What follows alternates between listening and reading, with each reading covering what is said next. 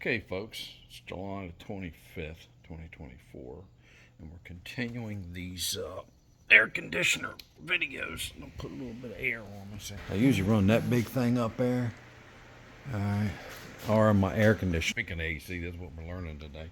You know who I am, Jeff from RV Diagnostics. If not, please subscribe.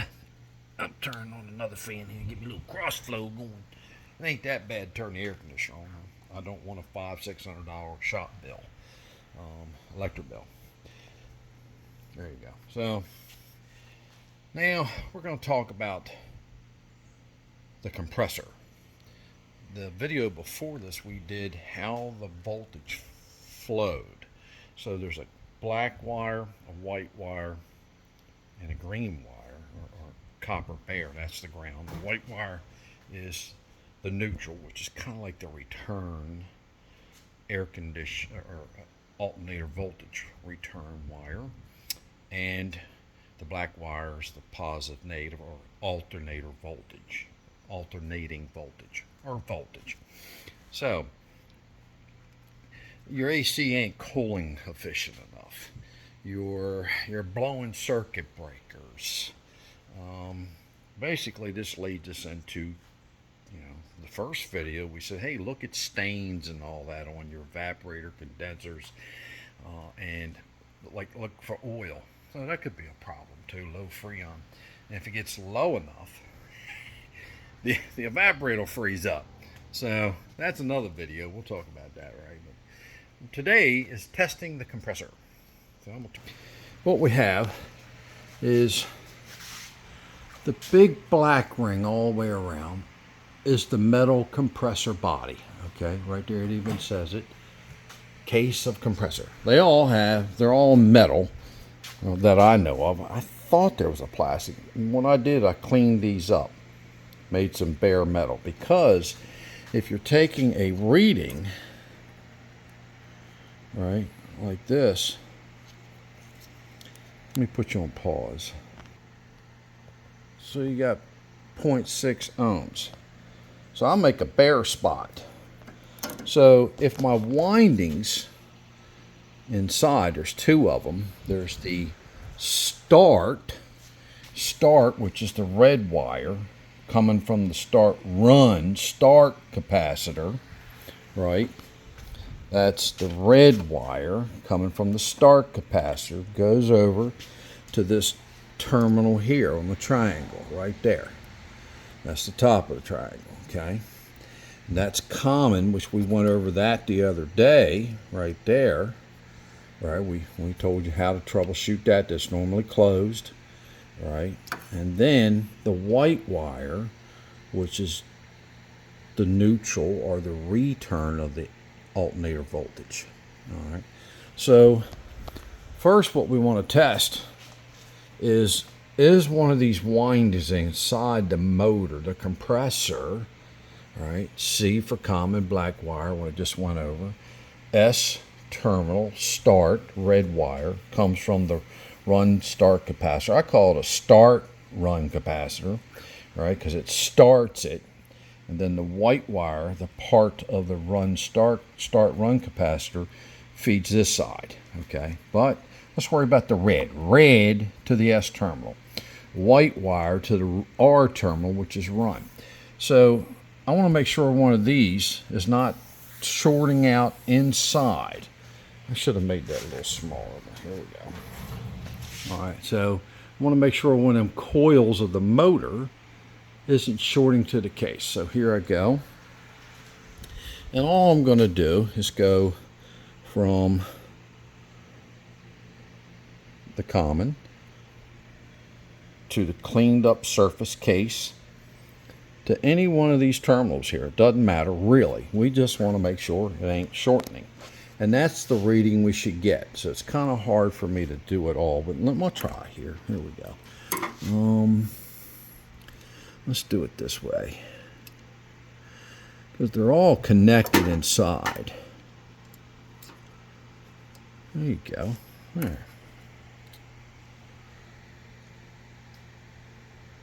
That's mega ohms. Look at that. Look at that big M in that right-hand corner there of the display. So that thing is not shorted out. That would be 0. It would be this reading right here. If it's shorted to the case, you would get that, like low. See, at 0.2 ohms. All right. Now, we'll test them all just to cover our butt. You know what I mean? Just testing. All right. So I'll put this one here. It's kind of hard. I should have my alligator set up, but I can use this. All right. Well, it ain't working too good with one hand. There we go. There. All right, now. So we'll do a mega ohm block. See, it's M. See that big M, mega, millions of ohms. All right. Remember, there's oil in there and all that. Freon. I think this is a 410. Let me see. Made in China. Yeah, it's a R410A. Some of them are 134s and blah, blah, blah. R22 is more efficient. We don't use that no more because we're killing duckies and stuff. All right, so that was the first one. We wanted to make sure if one of these windings was shorted to the case of the alternator, right, that that would blow circuit breakers. Boom! All right, probably. Or it wouldn't run efficient. Now, we're going to say, hey, how do we test the coil inside? So, remember, the common wire, I'm going to test C to S, C to R, right? So, C to S, we add up whatever reading we get. C to R, we add up whatever reading we get. Then we go S to R, because the multimeter is going like this. Ready? So C to S, we're testing the start coil. I wonder which one's going to be lower in ohms. C to R, run, right? And then we total them up, plus or minus 5%. And that's roughly the game that's out there. There's some other people that say 10%, but you get the idea of it. Then I'm going to measure total. I'm going to put one multimeter lead here. The voltage from the multimeter goes through over to R, and I'm going to read a total resistance. So I already kind of did it for you, right?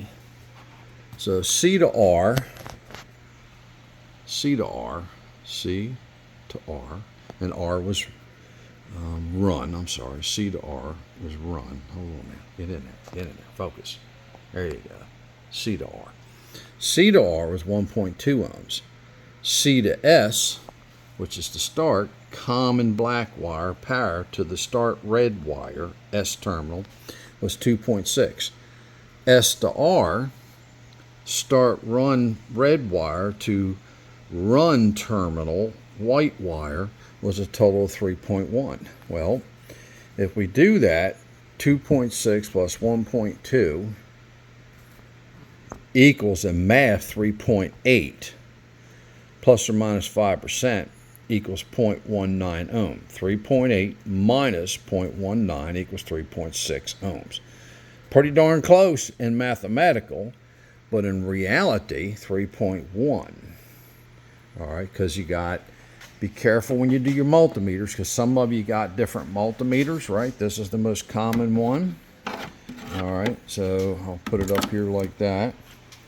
And what I do is I ohm them out. Like, let's say I messed up one of my leads and I borrowed Jeff's lead and I didn't give it back to him and I left his garage in school and, you know, 0 ohms. Let's say I got 0.2 there. I would subtract that from anything I'm reading, especially when it's 1.2 ohms. You get me? Now, this one's turned out pretty good. It's on an ohm scale. And I can hit the range. See, it's mega ohms, higher ohms, kilo ohms, kilo ohms, kilo ohms, mega, and lower ohms. All right, so we did the readings, and I'll do it for you. Here you go. I'll try to get it up here. So I'm going to go to common. We'll use the black. That's what I do right there. And I'm getting 2 point, oh, I messed up. Trying to do it myself. Should have my alligator set up. Hold on here.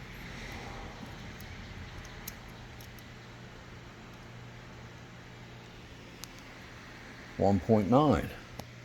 All right, then we go to common to run. Common to run. And look which one's lower. All right, watch. 0.6 or 6 ohm. Look at that, see? So this one, and then you total them up. All right, don't get too deep in. You're just checking to see if the winding shorted to the case, the motor. And we talked about them vibration pads. Also, do you have different ohmonic or resistance between these?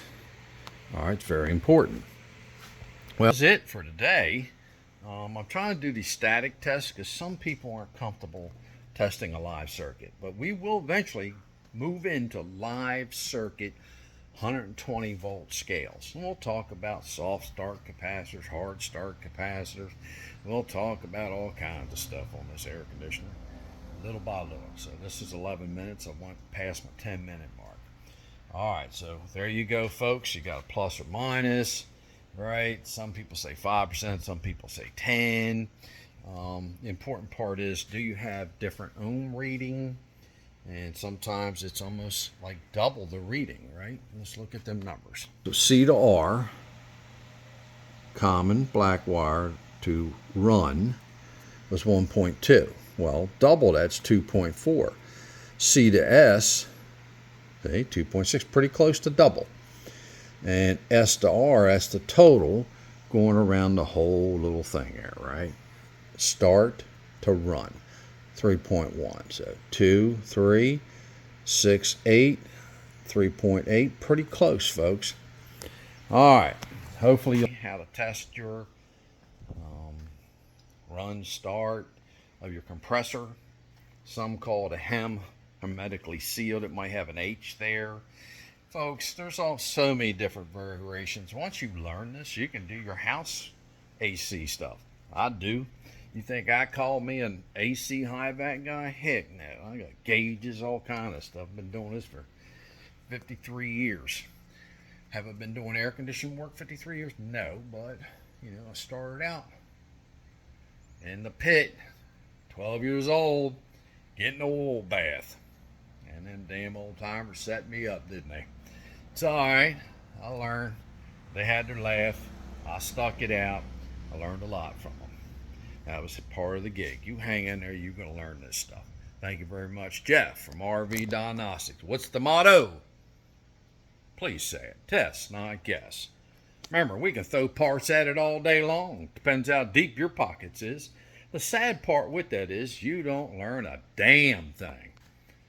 With testing, you at least learn how something works when it works right before you work on it when it's working wrong. Right? So, and with testing, your testing skills get better and better and better. I'm not saying you won't make a mistake. I'm not saying I don't make a mistake. You know what I mean? Thank you very much, Jeff from RV Diagnostics. Safe travels. May your campfires burn bright till we see you again. Hopefully at this school and my mini campground here at 22480. Whoa, almost fell down. Bloxham School Road, Seaford, Delaware 19973.